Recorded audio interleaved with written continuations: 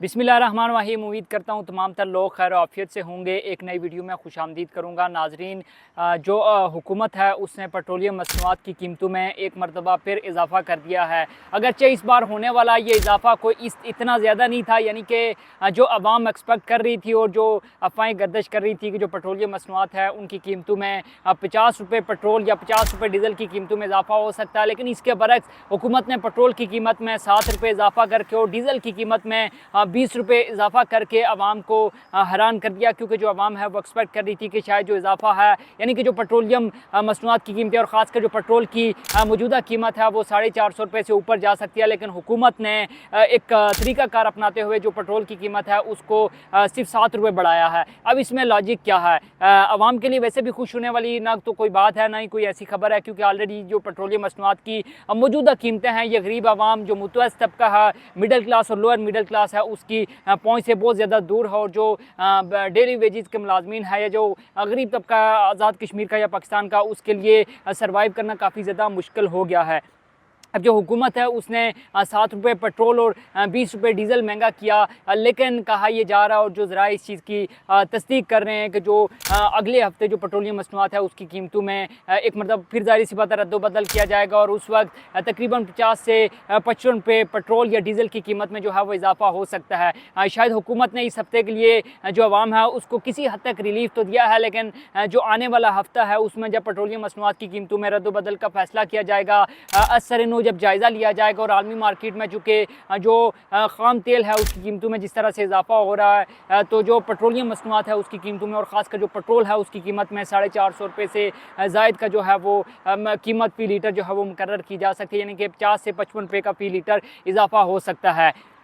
चूँकि आज 1 मई है, योम मज़दूर है, और इस हवाले से जो वज़ीर-ए-आज़म आज़ाद कश्मीर हैं फैसल मुमताज़ राठौर, उन्होंने अपना पैगाम भी जारी किया जिसमें मज़दूर के हवाले से जो हमारा आज़ाद कश्मीर का एक मिडिल क्लास तबका या लोअर मिडिल क्लास तबका, उस हवाले से उन्होंने अपना पैगाम भी जारी किया है। उनने हमदर्दी का इजहार भी किया है और उन्होंने ये कहा कि किसी भी शख्स को जो है वो गरीब आवाम के मज़दूर के जो हुकूक़ हैं उसको पर डाका डालने की इजाज़त नहीं देंगे। लेकिन अगर हम देखें तो इस तमाम तर सिचुएशन के अंदर जब पेट्रोलियम मसनूआत की कीमतें इस कदर आसमान से बातें कर रही हैं, तो आज़ाद कश्मीर जैसा एक ऐसा खित्ता जहाँ पर जो जॉब अपॉर्चुनिटीज़ हैं वो ना होने के बराबर हैं, वहाँ पर इंटरनेट जैसे जो बुनियादी वसाइल हैं वो तक मौजूद नहीं हैं, जो वहाँ पर जो साफ़ पीने का पानी है वो भी शायद मैसर नहीं है, नौकरियाँ वहाँ पर लोगों को मैसर नहीं है, 2 वक्त का खाना भी शायद बमुश्किल जो है वो उसका गुजारा किया जाता है। इस तमाम तर सिचुएशन के अंदर जो हमारी मौजूदा हुकूमत है, और इससे पहले 4 सालों में चूँकि 4 बार जो है वो वज़ीर-ए-आज़म तब्दील हुए। सबसे पहले तहरीक इंसाफ के अब्दुल क़य्यूम खान नियाज़ी आए, फिर उसके बाद उनको हटा दिया गया, फिर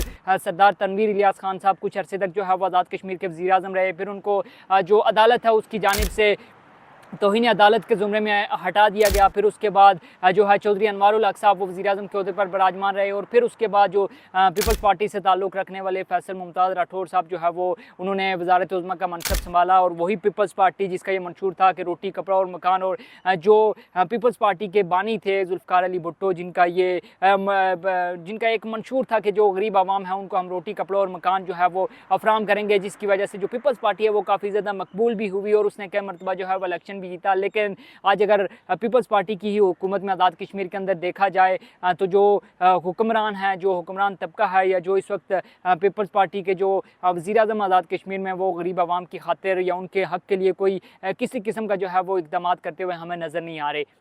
चूँकि आज़ाद कश्मीर के अंदर इलेक्शन का दौर रहा है, कुछ टाइम बाद जो है वो इलेक्शन अनाउंस हो जाएंगे, आज़ाद कश्मीर में इलेक्शन होने हैं, तो इलेक्शन से कबल आपको ये चीज़ अच्छे से पता है कि जो कुछ सियासी पंछी जो होते हैं वो जमातें तब्दील करते रहते हैं। तो ऐसे ही एक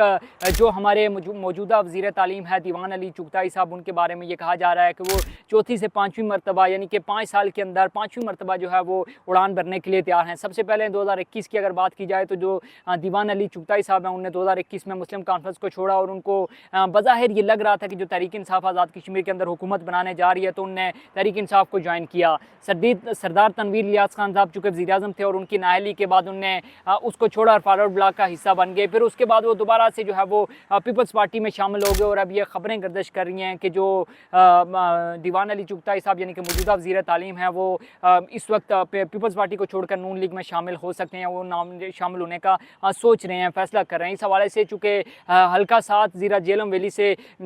ताल्लुक़ रखने वाले जो कारकुनान हैं, जो पीपल्स पार्टी के जो नून लीग के दरीना कारकुन हैं, उन्होंने एक एहतजाज भी जो है वो रिकॉर्ड करवाया है, जिसमें बड़ी तादाद में जो है वो हल्का 7 ज़िला झेलम वैली से ताल्लुक़ रखने वाले नून लीग के जो कारकुनान थे, और जिसमें बड़ी तादाद में जो कारकुनान थी उनकी एक बड़ी तादाद जो वो ऐसे कारकुनान थे कि जो कि काफ़ी अरसे से जो है वो नून लीग के साथी थे, यानी कि उनको नून लीग का दरीना कारकुन कहा जा सकता है। उन्होंने पैराशूटर नामंजूर के नारे भी लगाए और दीवान अली चुगताई साहब को नून लीग में शामिल होने से रोकने के लिए जो अपनी जो उनकी आला क़यादत है उससे मुतालबा भी किया। अब देखना यह है कि क्या दीवान अली चुगताई साहब नून लीग में शामिल होंगे या नहीं होंगे, और इस तरह से तमाम तर जो सियासी कायदीन हैं या सियासी जो पंचे हैं, जो कि किसी एक जमात को छोड़कर जब उनको लगे कि किसी और जो पार्टी है उसकी हुकूमत आने वाली है उसमें शामिल हो जाते हैं, तो उससे ज़ाहिर सी बात है उन्हें आवाम का मफाद नहीं सोचना, बल्कि उन्हें सिर्फ और सिर्फ अपना ज़ात का या फिर अपना इंटरेस्ट ही देखना होता है। तो इस तमाम तर सिचुएशन के अंदर ज़ाहिर सी बात है जो आज़ाद कश्मीर के अंदर इलेक्शन हो रहे हैं, शायद जो आज़ाद कश्मीर के अंदर जो इलेक्शन है, होने वाले इलेक्शन